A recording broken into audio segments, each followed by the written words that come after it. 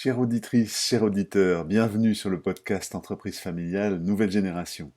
Le dirigeant que nous allons rencontrer dans cet épisode a vraiment fait un chemin de transformation incroyable avec ses équipes. Depuis une dizaine d'années, Martin Technologies, une PMI familiale, s'est lancé sur la voie de l'entreprise responsabilisante. Quelles ont été les bascules organisationnelles réalisées? Qu'est-ce qui a changé dans la culture de cette entreprise? Comment embarquer l'actionnaire familial dans l'aventure? Voici quelques questions et d'autres encore que j'aurai le plaisir de poser à Laurent Bizien. A tout de suite. Tu as repris le flambeau de l'entreprise familiale, où tu as créé ta propre boîte, et tu sens que ton entreprise a besoin de vivre un virage pour devenir plus agile, plus collaborative. Au fond de toi, tu as l'intuition qu'on peut créer un décalage stratégique dans cette boîte par une culture plus humaine et une organisation plus horizontale et responsabilisante. Tu es au bon endroit. Mon nom est Thomas Fio et au travers de mon métier de coach et d'accompagnateur, j'aide depuis plus de 15 ans des entrepreneurs familiaux à réussir leur pari. Dans ce podcast, je t'aide à trouver de l'inspiration et des idées en te faisant rencontrer des dirigeants familiaux avec des expériences inspirantes et en te partageant des outils impactants pour faire pivoter ton entreprise. Mon intention, c'est que tu trouves ici des clés pour marquer ton empreinte sur ta boîte. Merci de ton écoute. Tu es prêt? Allez, c'est parti. Chères auditrices, chers auditeurs, bienvenue dans ce nouvel épisode du podcast Entreprise familiale Nouvelle Génération. J'arrive tout excité car dans un instant, nous allons rencontrer Laurent Bizien, directeur général de Martin Technologies. Je rencontre beaucoup d'entreprises qui affichent la confiance dans leurs valeurs. Et vous savez comme moi que la thématique de l'entreprise libérée, de l'entreprise opale, ont fait beaucoup de bruit en France. Les ventes du livre Liberté et compagnie d'Isaac Getz, le livre de Frédéric Laloux, Réinventer les organisations, s'est vendu à plus d'1 million d'exemplaires pour le livre de Laloux. C'est un phénomène en France qui montre qu'il y a une soif dingue d'autre chose dans nos entreprises. Mais comme souvent, après l'effet de mode qui attire les badauds, les curieux de la nouveauté, il y a une retombée et les entreprises qui y vont pour de vrai, qui se font chercheuses de nouveaux modèles d'organisation et qui produisent un pivot culturel dans lequel une redistribution du pouvoir de décider et d'agir va s'opérer dans l'entreprise et va permettre aux collaborateurs d'être plus acteurs. Il y en a pas tant que ça. Martin Technologies fait partie de ces entreprises. Et vous allez entendre un dirigeant qui est à la fois un homme d'action et une personne simple, directe, humble. Dans la réalité des entreprises familiales, parfois, il n'y a pas de membre de la famille prêt ou avec le désir de prendre le rôle de directeur général. Et l'actionnaire va se tourner à l'extérieur vers un DG salarié. C'est la situation de Martin Technologies. Laurent Bizien ne fait pas partie de la famille actionnaire. Et nous allons voir comment un dirigeant salarié peut être porteur d'une vision forte pour l'entreprise qui lui est confiée.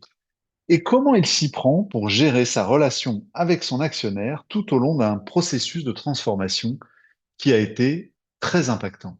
Bienvenue à toi dans ce podcast Entreprise familiale Nouvelle Génération. Tout d'abord, Laurent, est-ce que tu veux bien te présenter en quelques mots? Salut Thomas, bonjour à tous. Donc moi je suis Laurent, je suis DG depuis maintenant une petite vingtaine d'années.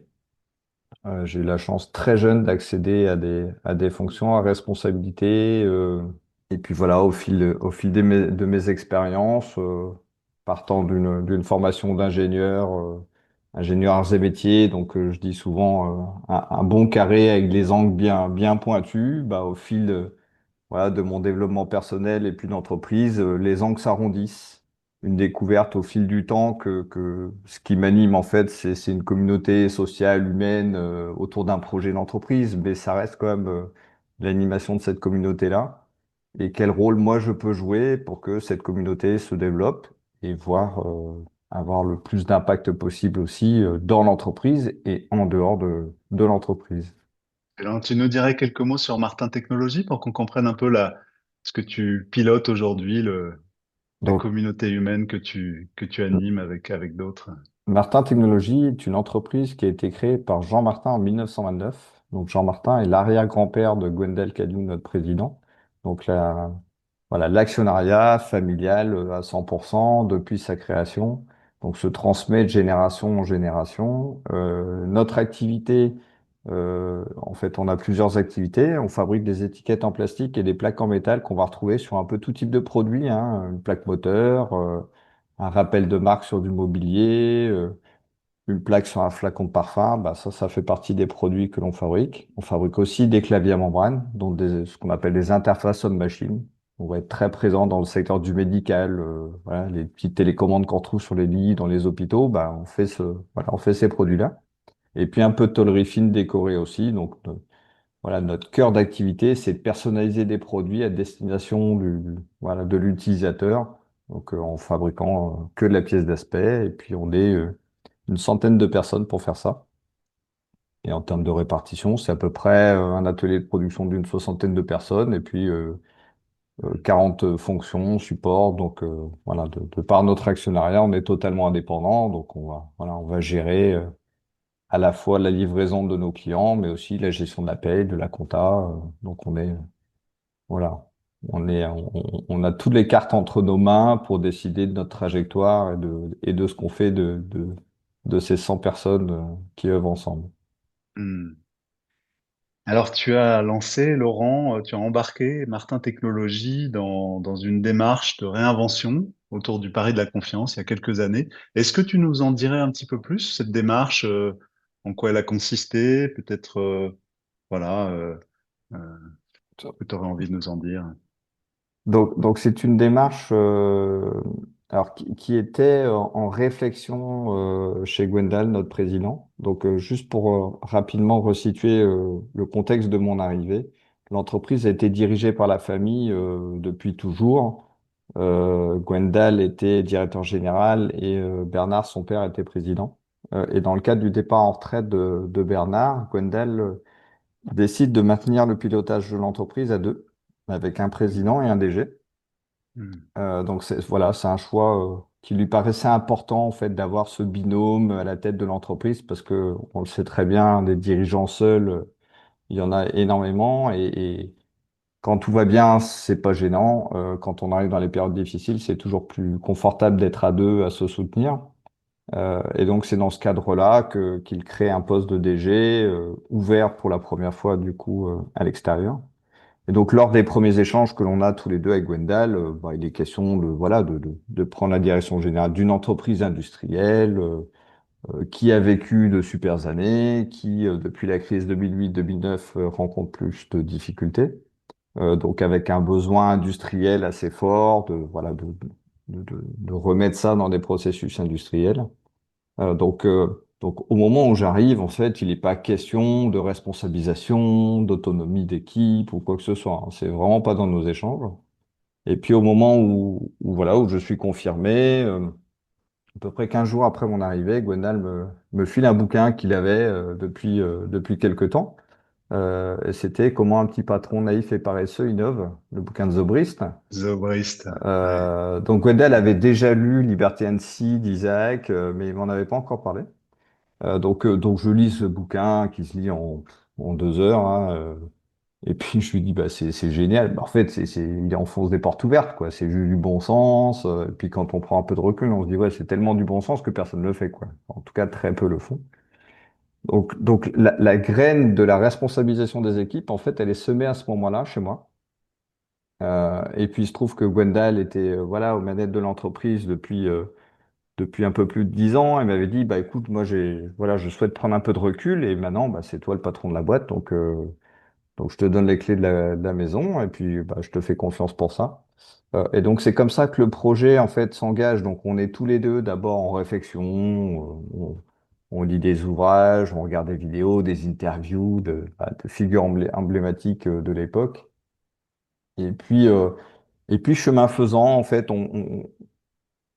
une vision d'une entreprise responsabilisante se dessine. On ne sait pas vraiment comment y aller, mais en tout cas, voilà, il y a un truc qui s'éveille chez nous autour de ça. Et puis, un petit peu plus d'1 an après, en fait, dans le cadre d'une réorganisation de mon comité de direction, je recrute un nouveau directeur industriel pour rejoindre l'aventure, parce que je me rends compte que la personne que l'on a à la tête de la production se fait un peu enfin, un peu secoué par les autres membres du CODIR. Donc, il est à la tête de 60% des équipes, mais c'est quand même pas lui qui drive le business. Donc il y a un truc qui est déséquilibré. Et donc voilà, je me mets en recherche et puis je recrute un nouveau directeur industriel et c'est comme ça que Stéphane rejoint l'aventure. Donc enfin voilà, va progressivement prendre une place importante auprès de moi pour venir copiloter ce projet d'évolution culturelle qui se dessinait au fur et à mesure. Alors, on n'a pas eu de grands projets comme certains, d'annonces de libération de quoi que ce soit. Non, on avait une vision, on voulait des équipes responsables et autonomes. Ça, c'était très clair et très, très tôt. Et après, on a vraiment avancé par petits pas en fonction de ce qui émergeait au moment où on le sentait. Donc, nos Mhm. premières étapes, ça a été de mettre en place des outils du Lean, Mhm. d'animation d'équipe avec du management visuel. C'est comment on met les équipes ensemble à réfléchir sur la journée de la veille, qu'est-ce qu'elles pourraient faire de mieux demain. Donc on a progressivement décentralisé les fonctions pour les mettre vraiment au contact du terrain, parce que ce qu'on a compris très très vite, c'est que la création de valeur, c'est pas dans les bureaux, c'est pas au CODIR qu'elle se passait, c'est que la création de valeur, c'est la fabrication des produits, ce qu'on livre à nos clients, et c'est les équipes commerciales qui sont en interface avec nos clients. Tous les autres, direction incluse, on est tous au service de ces équipes-là pour qu'elles puissent travailler dans les meilleures conditions possibles. Donc, on a progressivement, voilà, ramené les fonctions support au contact du terrain pour aller résoudre les problèmes du terrain. Et c'est comme ça qu'on a embarqué, voilà, on a regagné la confiance de nos équipes, hein, puisque tu le sais très bien, mais le rapport à la confiance, Mhm. il y a plusieurs façons de le voir. En tout cas, le nôtre, c'est la confiance, ça se donne. Mhm. Et puis après, en fonction des situations, quelquefois on la retire. Mais en tout cas, c'est vraiment la confiance a priori, et pas la confiance, ça se gagne, comme on peut souvent l'entendre. Donc nous, on fait confiance à nos équipes, mais ce qu'on a appris, c'est qu'en tant que manager, nos équipes ne nous font pas confiance a priori. Donc Ouais, c'est nous, on ça. doit gagner leur confiance Ouais, parce c'est ça. que bah, voilà, il y a des aléas de vie, ils ont des expériences qui font qu'à un moment, quelque chose s'est pas bien passé peut-être. Et donc, on a progressivement, par ces petits pas qu'on a franchis, regagné la confiance de nos équipes.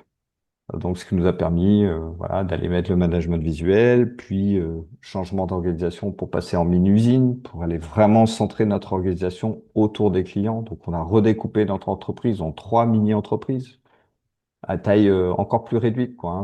Mhm. On parle de 20 à 30 personnes, donc on est sur Mhm. des équipes déjà qui se recentrent vraiment autour d'un projet. C'est plus facile en fait, hein, de remettre tout le monde au contact du client quand on est 25 que quand on est 80, quoi. C'est sûr. Tu t'es inspiré un petit peu de ce que Zobrist avait fait chez Ouais, Talent ouais, sur les ouais, mini-usines? Ouais, ouais, exactement, ouais. exactement. On était parti au départ sur un découpage en unités autonomes de production. Mhm. Donc ça, on l'a fait en mode projet avec une équipe collaborative pour repenser l'organisation. Et puis, il se trouve qu'au fur et à mesure qu'on réfléchissait dans ce projet-là, on introduisait des missions en se disant, bah, c'est bien que voilà, on a la production dédiée au luxe. OK, super. De quoi elle a besoin? Bah, elle a besoin de la ressource pour planifier. OK. Mais elle aurait aussi besoin de la personne qui fait les approvisionnements et puis de la qualité. Et puis, bah, les chefs de projet parce qu'ils conçoivent les produits. Et au final, on s'est rendu compte qu'on allait du commerce jusqu'à la livraison dans ces mini-usines-là. Donc, c'était devenu effectivement les mini-usines un peu comme Zobris les raconte, quoi, hein, avec la commande qui arrive directement dans l'atelier et puis l'équipe qui se fait des retours pour sortir ensuite le projet, quoi. Ouais. Je Donc crois que ça c'est nous vraiment a... une des clés du succès, ça, hein, c'est d'avoir des petites équipes où tout le monde se connaît et on est en mesure, on a toutes les compétences pour prendre les décisions, pour enchanter le client. Et dans lesquels une décision euh, donne des effets très rapidement et perceptibles, en fait. Donc si je prends une décision pour changer quelque chose, en quelques heures, quelques jours, quelques semaines, je vois si la décision était la bonne ou pas. Alors que dans l'organisation qu'on avait auparavant, on prenait une décision, fallait remplir 4 formulaires, fallait ensuite que ce soit soumis au comité de direction. Enfin bref, il pouvait se passer des mois avant de voir un changement. Et puis souvent, les équipes s'étaient lassées, donc de toute façon, on était passé à autre chose. Donc là, voilà, on amène vraiment ces prises de décision au plus près du terrain, au plus près des personnes concernées par les décisions. Donc on est vraiment dans la subsidiarité. C'est je prends la décision dans le périmètre où j'ai cette capacité de la prendre, quoi. Moi, en tant que DG, j'ai aucune valeur ajoutée quand un opérateur veut déplacer une machine, réorienter, travailler l'ergonomie de son poste. Je n'ai aucune valeur ajoutée là-dessus. Donc, autant que ce soit lui qui le décide avec les fonctions dont il a besoin, ses collègues autour, parce que forcément, peut-être que ça va provoquer des mouvements aussi tout autour. Donc on est vraiment allé voilà, redescendre toutes ces décisions-là. Et puis, une fois qu'on avait fait ça avec Stéphane, on s'est fait un peu on profite souvent de la période estivale, c'est un temps un peu on prend de la distance, mais en même temps, on reste connecté à ce qui se passe dans l'entreprise. Et puis on s'est rendu compte qu'on avait envie d'embarquer encore plus de collaborateurs que ça dans le projet. Et puis il se trouve mais ça je crois plus du tout au hasard depuis bien longtemps, on a rencontré un dirigeant qui nous a beaucoup inspiré, qui s'appelle Antoine Blondel. Et puis Antoine, bah voilà, On te salue, Antoine, si tu nous écoutes. On te salue. Antoine Ouais. nous a fait voilà, rencontrer Marie-Claude Hu, qui nous a fait connecter avec Toscane. Et puis après, voilà, suite à plusieurs échanges, on a fait le pari de la confiance en poussant justement les accompagnements. Donc nous, on a proposé les écoles du leadership bah, à tous nos salariés, enfin en tout cas à ceux qui en avaient envie. Puisque chez nous, tous les projets, tout ce qu'on embarque se fait toujours sur la base du volontariat. Et donc, on est venu proposer ces parcours d'accompagnement là, de 8 jours à tous les salariés qui en avaient envie, avec une intention, c'était comment on travaille les relations interpersonnelles, en se disant, voilà, là Ah, où ça coince aujourd'hui, quand c'est du process, voilà, on fait appel à des ingénieurs, des techniciens, on sait résoudre les sujets. Et après, entre les fonctions, c'est là aux interfaces que ça va venir se gripper, que ça peut ne pas fonctionner. Quelquefois en plus, avec des sujets qui sont liés au passé, qui sont liés à l'éducation, qui sont liés à une petite histoire qui s'est passée 15 ans auparavant. Enfin, donc c'est de venir travailler ça. Et puis avec quelque chose qu'on a compris, nous, au fur et à mesure, c'est qu'une transformation collective, en fait, passe par une transformation individuelle. Donc hmm. c'est comment chaque individu se transforme à l'intérieur d'un collectif et a un impact du coup sur le collectif. Et puis c'est ce collectif après qui se met en mouvement, qui est capable de faire des choses qu'on ne savait pas faire auparavant tout seul. Ah, très intéressant votre chemin, hein. C'est-à-dire que moi, je sens qu'il y a eu tout un quelque chose qui s'est aligné en toi entre ton histoire d'ingénieur, au fond, tout ce que tu as appris et ce que tu as mis au service de l'entreprise avec le lean, les mini-usines. Enfin, vous avez démarré par une réflexion sur comment concrètement on va déployer une organisation qui permet de rendre des collaborateurs plus acteurs, que ce soit plus agile, que la décision se prenne au bon endroit, au plus près de celui qui fait, etc. Il y a un moment à émerger le besoin d'accompagner les personnes pour qu'elles puissent faire leur chemin, et notamment arriver à mieux travailler ensemble, de s'ajuster, voilà, et prendre responsabilité. C'est très très très intéressant de voir comment ce chemin s'est fait en toi. Ouais. Est-ce que tu nous donnerais peut-être un exemple aujourd'hui, une personne qui se promènerait dans les allées de Martin Technologies, verrait quelque chose qui dénote par rapport à ce qui se passe dans une entreprise classique, traditionnelle, plus pyramidale. Euh, alors, c'est vrai qu'on est assez sollicité pour accueillir des groupes, des comités de direction Hmm. dans l'entreprise. Et dans les retours que l'on a très souvent, alors déjà, nous, quand on va sur le terrain avec ces gens de l'extérieur, on les met en contact avec nos équipes, hein, parce que ce qu'on dit, c'est on est capable de raconter de belles histoires, et puis ça peut être de la flûte de Pan, c'est un super numéro de théâtre, en fait, derrière, il n'y a rien du tout, quoi. Donc, pour nous, la façon de mesurer la culture de l'entreprise, c'est de mettre les pieds dedans, c'est d'observer ce qui s'y passe, c'est d'interagir. Donc, on met vraiment toutes ces personnes-là en contact avec nos collaborateurs et on leur dit, bah, posez-leur toutes les questions que vous voulez. Surtout, il n'y a pas de sujet tabou. Et puis, s'ils veulent pas vous répondre, ils vous diront.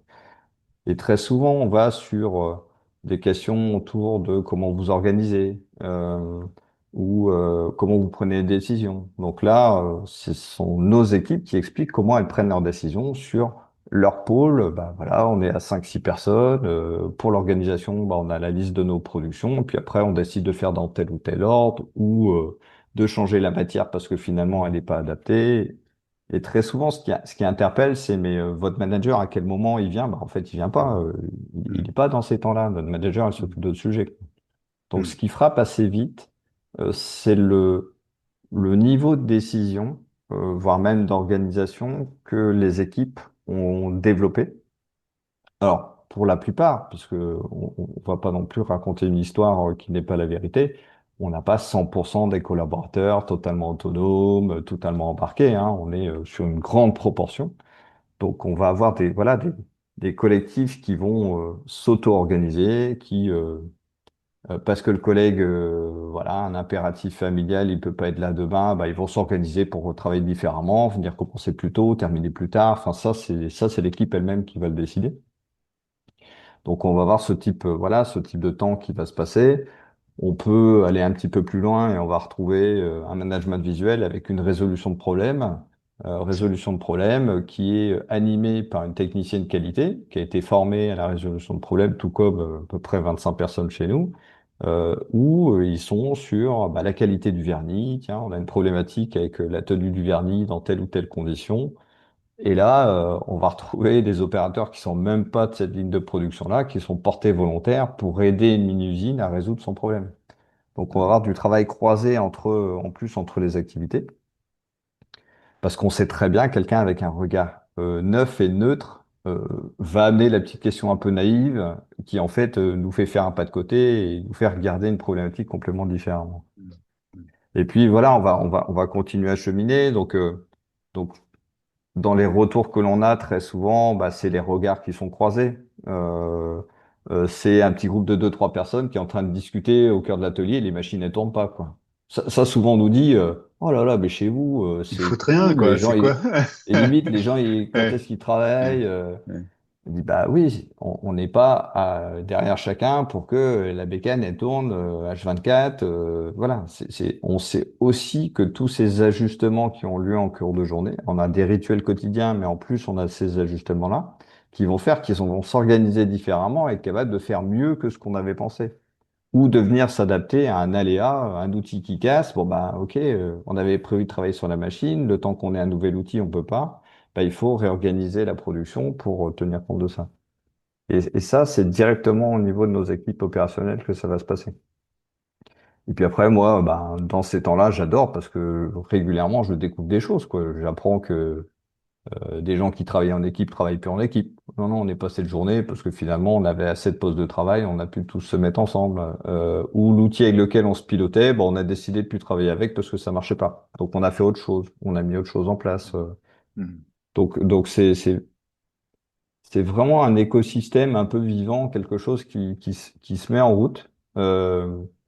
Et qui, tout comme le corps humain, là, je vais en venir sur le rôle des managers, parce qu'on pourrait se dire, bah, du coup, dans une organisation comme celle-là, il n'y a plus besoin de manager, quoi. D'ailleurs, beaucoup d'ouvrages en ont fait un peu autour de l'entreprise libérée, suppression de l'organigramme, etc. Moi, j'y crois pas du tout. Par Hmm. contre, effectivement, nos managers ont plus un rôle maintenant de prise de température de tout ça, de mettre les moyens à disposition pour les équipes, là où ça grippe, de venir traiter les sujets. Voilà, quand il y a des sujets un peu de friction entre des zones, des personnes qui ont fait les parcours Toscane, qui devraient être capables de se dire les choses. Maintenant, ça c'est sur C'est le un chemin, papier. hein. C'est un chemin, bien sûr. Ouais, c'est un Ouais, chemin. ouais, Et ouais, nous, en tant que dirigeants, en ouais. tant que manager, ça fait partie de nos missions. Donc on le fait, on a appris à le faire. Maintenant, pour des opérateurs de production à qui du jour au lendemain, on leur dit, bah vas-y, hein, dites-vous les choses, il n'y a pas de problème. La marche est haute quand même, et on s'en rend Hmm. compte, voilà, ça fait plusieurs années, mais on se rend compte qu'il y a toujours à encourager. Donc on vient accompagner nos équipes pour être capable. Nous, on fait plus à la place d'eux, hein. C'est pas quelqu'un vient me parler d'un problème et puis je vais le traiter. Non, je vais l'accompagner pour qu'il soit capable d'aller le dire à la personne avec qui ça coince, parce que c'est lui qui est impacté, hein. Moi, le sujet, il me touche pas. Donc, il y a un vrai rôle des managers d'accompagner tout ça, en fait, hein, voilà, de venir détecter, de mettre des moyens, de faciliter, de trouver de la Hmm. ressource quand une équipe est en difficulté parce que la charge est montée brusquement. Et puis, bah, s'il faut trouver deux intérimaires, on va pas demander à nos opérateurs de production d'appeler les agences d'intérim. Pendant ce temps-là, ils peuvent pas produire. Enfin, c'est pas, et puis, c'est pas forcément ça qui va les faire kiffer. Par contre, s'il y a besoin, ils participeront à l'entretien de validation ou de recrutement. Hmm. Donc voilà, donc c'est plutôt comme ça que je Ok, décrirais ce qui se passe chez nous. clair, très intéressant. Ça donne l'impression, comme tu disais, d'un organisme vivant où ça grouille, où il se passe plein de choses. Et moi, j'adore. J'ai traîné mes guêtres dans pas mal d'organisations très traditionnelles. J'ai le souvenir du groupe Bouygues, où il y avait une croyance qui est le manager doit savoir tout ce qui se passe chez lui. Si tu peux, t'as pas le droit d'être pris en défaut sur ce qui se passe chez toi. Ça serait, tu vois, ça serait. Et là, j'entends un dirigeant qui dit, oh, tiens, je découvre que maintenant c'est organisé comme ça dans telle équipe. C'est intéressant. Je vais aller voir. Et voilà. Donc, je trouve que c'est vraiment C'est un lien intéressant. direct avec la confiance, hein. C'est ça. Enfin, l'organisation dont tu parles, pour moi, c'est Martin quand j'arrive en 2013, en fait, Mm, hein. On avait des mm, membres du comité de direction pour qui c'était, mais mm. c'était atroce, en fait, de découvrir par leurs équipes quelque chose qui se passait dans l'entreprise. Ils devaient le savoir avant, quoi. Donc, en comité de direction, il y avait des recadrages entre membres du CODIR. Eh, dis donc, tu aurais dû m'en parler avant. Je l'ai appris pour mon équipe. Alors qu'aujourd'hui, j'ai plus de sujets que je découvre sur le terrain par mes équipes que de sujets qui transitent entre nous, Mm. parce qu'on n'a pas besoin de communiquer là-dessus. Enfin, nous, ce qu'on a besoin, c'est quoi la température de l'entreprise, comment ça se passe, ça roule pas. Regarder un peu plus loin à l'horizon en se disant, bon là, il y a un réchauffement qui arrive, qu'est-ce qu'on peut faire en termes d'organisation pour proposer des solutions. Enfin, notre rôle à nous, c'est de lever les yeux, c'est plus de regarder les 2 prochaines heures de travail. Nous, ce qu'on doit regarder, c'est les prochains jours, prochaines semaines, Prochaines années. et Ouais, puis moi, en tant ouais. que DG, moi, mon horizon, c'est maintenant les prochaines décennies, quoi. C'est même plus l'année ou les 3 ans. Intéressant, Laurent, hein, je trouve qu'avec ces quelques mots, là, tu nous fais rentrer. J'ai la sensation d'avoir fait un plongeon dans Martin Technologies, de mieux comprendre comment ça fonctionne. Là, j'ai la sensation là de ce mouvement intérieur. Alors, difficile de mener une telle démarche, hein, quand on commence à sentir là, et j'imagine que nos auditeurs sentent aussi comment ça a bougé ces dernières années. Difficile de faire un tel changement, d'embarquer les équipes sans embarquer son actionnaire également. Comment tu t'y es pris, au fond, au fil de l'eau? Comment tu as fait?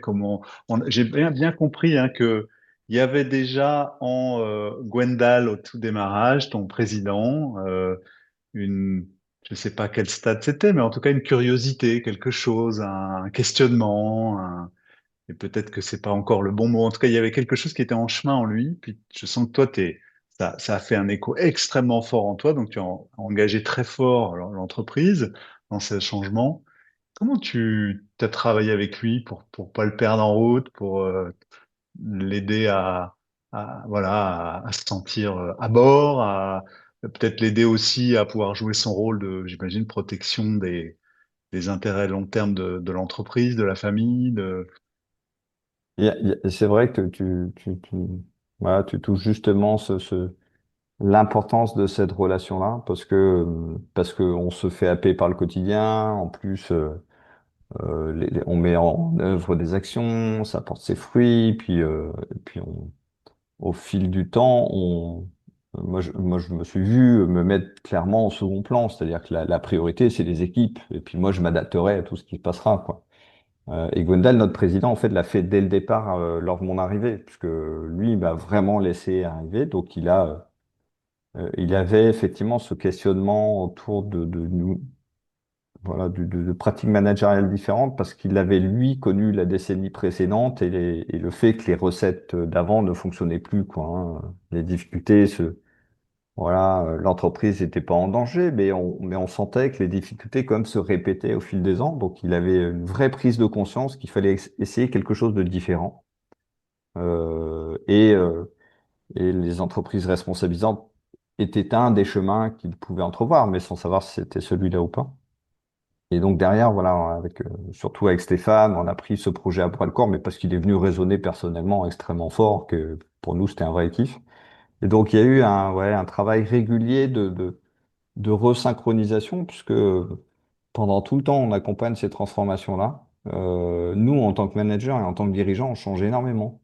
On prend conscience de beaucoup de choses, puisque assez vite, on comprend qu'on est le frein principal à l'action de nos propres équipes.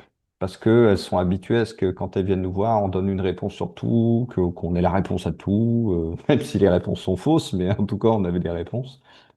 Donc, on change de posture en les laissant progressivement faire. Donc ça nécessite aussi que tout le monde prenne conscience de ça. Donc mon rôle, et puis la chance qu'on a avec Gwendal, c'est que voilà, ça a fité dès nos premiers échanges. Donc on a toujours souhaité, et Gwendal a été très attentif à ça, que même dans le changement d'organisation, on maintienne un bureau à deux. On est tous les deux dans le même bureau. Hmm, Notre bureau, il est en plein ok, milieu de l'atelier. ok. Euh, mais il a été très attaché et il a eu raison à ce que tous les deux, on garde cet espace où on est physiquement tous les deux dans le même bureau. À un moment, on peut fermer la porte. Alors, c'est vitré, les gens nous voient, hein, mais on peut fermer la porte et puis avoir nos échanges de synchro, de doutes, et on se sert de ça. Et donc, on a eu des temps. Alors, c'est pas forcément très formalisé, tu vois, c'est plus à un moment, on peut sentir une sorte de distance qui se crée ou quelque chose, un comportement, une réaction qu'il y a eu lors d'une réunion. On se dit, tiens, il y a quelque chose, on vient toucher un territoire qui est la propriété, voilà, typiquement, sans trahir de grands secrets, tout ce qui va toucher au patrimoine de l'entreprise, à son attachement au territoire, le bâtiment, le terrain. Gwendal y est hyper attaché. Et on s'est rendu compte que quelquefois, on venait toucher ça sans vraiment l'intégrer dans les réflexions. Et puis là, on se dit, tiens, c'est marrant, ça vient se crisper, ça vient se tendre. Donc, ça nécessitait des petits temps de, voilà, d'ajustement pour venir expliquer le sens de l'intention, aller collecter des infos qui nous avaient échappé aussi. Donc, de venir réintégrer notre président dans l'ensemble, enfin, dans les projets dans lesquels il avait vraiment sa création de valeur à apporter. Donc, ça se fait vraiment au fil du temps. Et puis après, voilà, je sais par la confiance totale qu'on se témoigne mutuellement. On est deux personnes très pudiques, hein, donc on se dit pas forcément qu'on s'aime. Et puis, Hmm. et donc on a par la force des choses provoqué des temps comme ça, sur des petits temps où ça se crispait un peu entre nous. Et finalement, c'était l'occasion pour nous de se dire à quel point notre relation était essentielle et, et, et vital. Je me souviens qu'on on était accompagné d'un coach sur une journée tous les deux, et la question a été posée, quoi. Si notre aventure ensemble devait s'arrêter, en fait, qu'est-ce qui serait important? Et moi, j'étais très clair. Moi, ce qui serait important, c'est que dans tous les cas, notre relation soit préservée. Donc, même si on travaillait plus demain ensemble, par contre, la relation que l'on a ensemble, elle est très importante pour moi. Donc c'est comment on prend soin de ça, Hmm. comment on fait du feedback. Ça doit être mon président, ben, moi je suis plus aux affaires que lui, donc c'est à moi de venir lui apporter de temps en temps, bah tiens, il y a peut-être un sujet qu'il faudrait que tu ailles chercher, ou j'aurais besoin que tu sois plus présent sur tel ou tel sujet. Et là, en ce moment, puisqu'on vient de terminer un parcours de transformation à la Convention des entreprises pour le climat, et il se trouve que pendant ce parcours-là, ben voilà, Gwendal a un sujet qui lui tient particulièrement à cœur et qu'il décide de mener dans l'entreprise. Et donc, voilà, on l'aide Ah, aussi pour que le intéressant. Donc, projet ait du sens pour ouais. les équipes. Donc, il y a une vraie importance à ce que chacun trouve sa place. Hmm. Elles sont pas toutes les mêmes, elles doivent être vraiment complémentaires, mais c'est important que chacun trouve sa place. C'est pas juste qu'à un moment, même un président actionnaire se retrouve complètement déconnecté de ce qui se passe dans la boîte parce que le, le, le rapport à l'histoire, le garant des valeurs familiales, c'est la famille, hein. Et lui, mais oui, Eh mais oui. ouais, eh ouais. Comment? Donc, ce que je comprends, c'est que c'est plutôt informel, votre manière de Ouais. travailler tous les Mm. deux. Le fait d'être dans un bureau en commun, c'est clairement quelque chose qui permet ça, de rester en contact, en lien.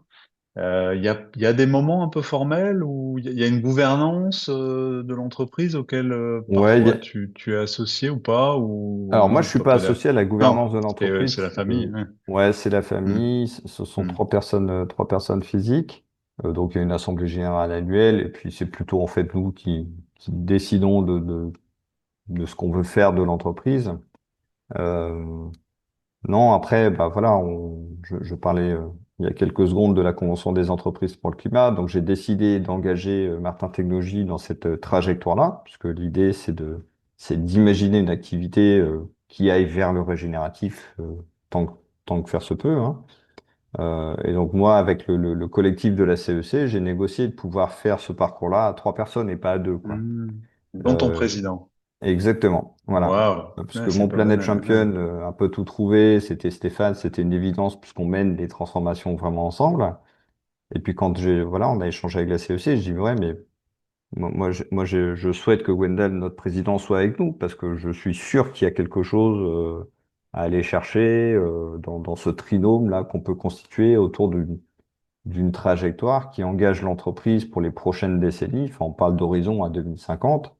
2050, moi je serai plus tout jeune, je serai plus à la direction générale de l'entreprise, donc ça veut dire qu'on sera peut-être passé à la génération suivante. Enfin, donc, il faut qu'on prépare l'entreprise à tout ça. Et donc ça me paraissait essentiel que l'actionnariat soit embarqué dans ce projet-là. Et Hmm. donc on a fait le parcours tous les trois.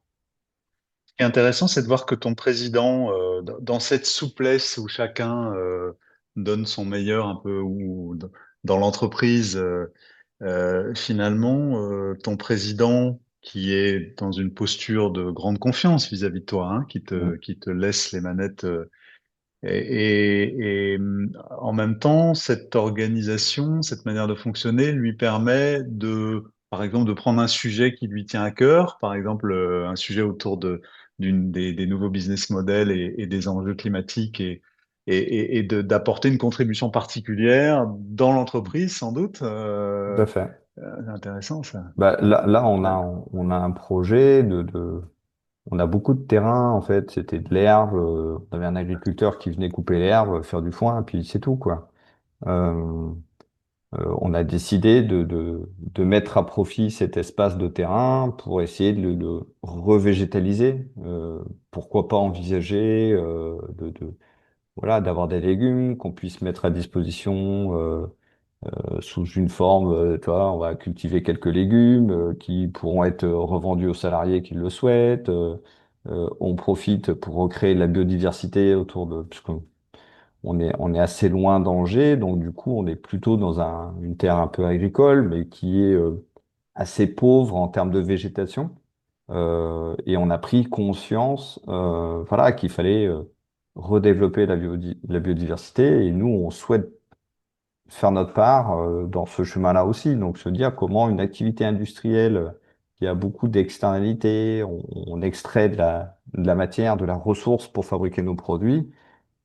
Ça paraît difficile, en tout cas pour l'instant, de dire on n'utilise que des matériaux complément recyclés, des matières végétales pour fabriquer des plaques. Aujourd'hui, du métal végétal, on ne sait pas encore en faire.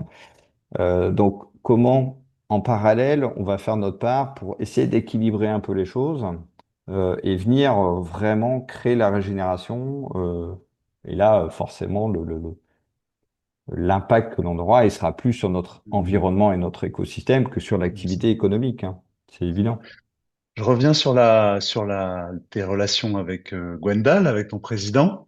Est-ce qu'il y a eu des moments plus difficiles, des moments où peut-être ça n'a pas jusqu'au clash, mais peut-être ça a pas, enfin, où ça a été, peut-être il y a eu des moments de tension un peu plus forts ou Ouais, ben, euh, justement, à chaque fois qu'on a recréé une vraie connexion très profonde, en fait, c'est issu d'un moment de tension que l'un ou l'autre on a ressenti. Euh, on a appris à se dire les choses et à se dire, tiens, Laurent, là, voilà, Gonel, Laurent, j'ai besoin qu'on se parle. Il y a un petit truc là il y a trois, quatre réunions là, je me sens un peu chahuté, faut qu'on se parle, il y a un truc qui va pas, quoi. Et inversement, moi, de la même façon, je l'ai fait aussi. Et c'est d'ailleurs comme ça que cette fameuse journée qu'on a passée tous les deux ouverts avec un coach a émergé, en fait. C'est le fruit d'un temps où, à un moment, on est venu se chercher un peu mutuellement en se disant, ouais, mais là, il y a un truc qui va pas, quoi. Alors, c'est pas juste, on se croise et on se dit, il y a un truc qui va pas. La chance que j'ai dans le parcours, et notamment avec ce qu'on a fait avec Toscane, c'est que bah, on a pris la CNV, donc on apprend aussi à poser les choses, à les dire à partir de nos ressentis.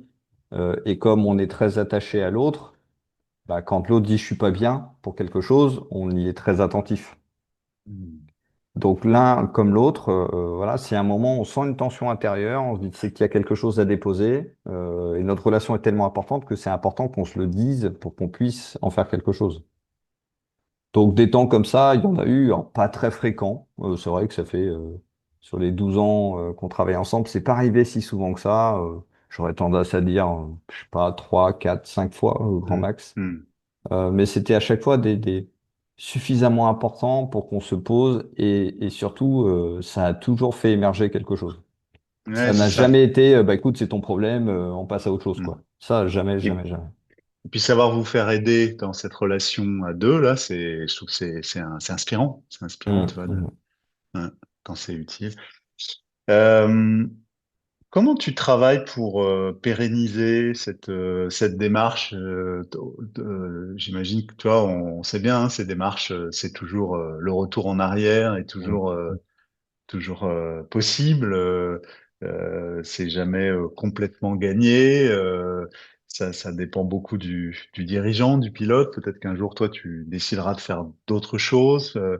Donc comment tu travailles à pérenniser ces démarches C'est vrai que euh, c'est un vrai sujet. Pendant un moment, c'était même un sujet de tension intérieure très très fort, hein, de me dire, mais si demain je m'en vais, si Stéphane s'en va, qu'est-ce qui se passe, alors déjà, il y a un premier travail qui est d'accepter que ce sera forcément différent et que, bah voilà, on a fait notre part, on a semé des graines et puis, bah, si elles poussent pas toutes, tant pis. Et après, ce dont j'ai vraiment pris conscience, c'est tant qu'on concentre la capacité à tenir les valeurs, à être garant sur un faible nombre de personnes, bah, du coup, cette culture, elle est dépendante du faible nombre de personnes. Et donc, depuis maintenant plusieurs années, on travaille pour élargir en fait ça. hmm, On transfère progressivement sur nos managers, mais aussi sur des collaborateurs dont on sent qu'il y a quelque chose de dire mais la culture c'est la vôtre quoi. C'est pas Gwendal, Stéphane, Laurent qui sont non, on est tous garants de la culture de l'entreprise au niveau où on en est arrivé. Donc c'est vrai que moi mais clairement mes trois patrons de mini-usine à eux trois ils ont quasiment 90% des effectifs donc ils ont un rôle essentiel à jouer pour être garant d'une culture voilà de capter les signaux faibles mais j'ai la même chose sur mes fonctions support, mes managers de fonctions support, à la RH, à la compta, qui captent tout un tas de signaux. Donc c'est une responsabilité qu'on souhaite la plus collective possible, la plus partagée possible, avec un rêve qui serait si demain, pour une raison, je devais quitter l'entreprise, un nouveau DG arrivait avec l'intention de venir déconstruire tout ça, bah, c'est qu'il soit face à un sacré bloc de résistance en fait. hmm. Moi, Ah. moi, l'ambition, c'est Qu'on ait clairement qu'à un passé le point de moment, bascule, et qu'on ait ouais, passé le point de bascule culturel qui fait que c'est ça. Et c'est qu'on arrive même dans un processus qui fera que bah, le DG devrait être recruté par une partie des équipes pour s'assurer qu'il est bien compatible euh, avec ce type d'approche, ce type de culture, parce que il m'a fallu des années pour lâcher prise à ce point-là. Quelqu'un qui n'a pas vécu ça, il peut être un peu perdu et à un moment de se dire mais oula, mais à quoi je sers même? Ah ouais. Donc il y a un vrai travail voilà, de transmission, d'accompagnement pour qu'on ait bah, plein de DG à plein d'endroits en fait, hein, des gens qui Hmm. seront garants d'une culture sur leur Plein périmètre. d'intrapreneurs là Exactement, ouais. qui vivent la culture à l'intérieur d'eux-mêmes Mm. et ouais, de diffuser encore plus large, encore plus profond dans l'entreprise. C'est comme ça que tu cherches à C'est ça. pérenniser. Ouais. Et vraiment au service du projet d'entreprise. Tu vois, c'est pas comme je peux le voir dans certaines organisations, c'est plein d'intrapreneurs, mais qui finalement, c'est plein de Hmm. bateaux qui vont un peu tous Hmm. chacun dans leur direction. Là, c'est au service du projet commun, au service du bien commun qu'est l'entreprise et ses impacts. Donc c'est, voilà, Ça c'est te demande de recadrer quelquefois ça sur le projet d'entreprise, de le remettre au milieu. Comment tu fais pour le remettre au milieu, pour le... recadré non, mais par contre, on utilise tous les temps de communication pour le poser. Hmm. On a posé une vision. Là, on va la rechallenger, on va la mettre à jour parce qu'on a, voilà, notre prise de conscience des enjeux a évolué, donc on pense qu'il est nécessaire de la rajuster, mais on va faire des rappels permanents en fait. Hmm. Pourquoi cette direction-là? Pourquoi ce cadre de vie ensemble? En quoi c'est important pour nous? Donc ça va être un peu en disque rayé à chaque fois qu'on a des temps de partage avec nos équipes. Donc au final, on rappelle tout le temps le projet, on rappelle en quoi on n'est que de passage dans l'entreprise, hein. Nous, notre rôle, c'est transmettre une entreprise à la génération qui va suivre. Et moi, mon ambition, c'est que dans 50 ans, Martin existe toujours. Donc forcément, on doit œuvrer quelquefois pour les 15 prochaines années, pas pour les années pendant lesquelles on est dedans. mm, mm, mm, Et ça, c'est pas simple, hein. C'est difficile à mm. faire comprendre, notamment dans des contextes où ça se tend un peu économiquement. Il Mais faut le pas. projet, c'est ça. Ouais. Donc en fait, faut croire dans le projet déjà en tant que dirigeant. Si on n'y croit pas, bah, on peut pas être porteur, on peut pas incarner. Et puis avoir envie de transmettre son énergie pour ça, quoi. Donner envie, autoriser.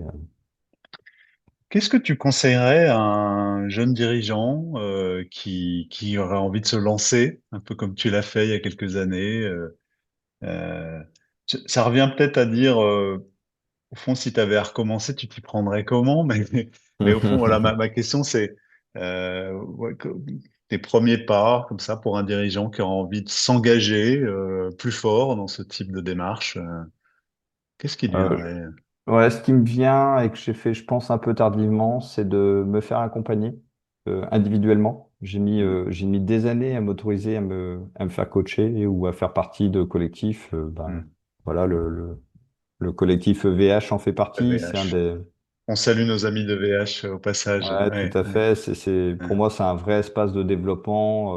On se nourrit des autres, on nourrit les autres. Enfin, donc ça vient de donner beaucoup de sécurité intérieure, ce qui permet aussi d'avoir l'énergie pour porter ce type de transformation. Après, j'inviterais à beaucoup s'inspirer, aller voir ce qui se passe en fait. Il faut se ouais, nourrir. ouais, Ça sert à rien de réinventer l'eau chaude. Et ce qu'il faut, c'est se donner l'énergie de passer à l'action en voyant des organisations qui l'ont fait.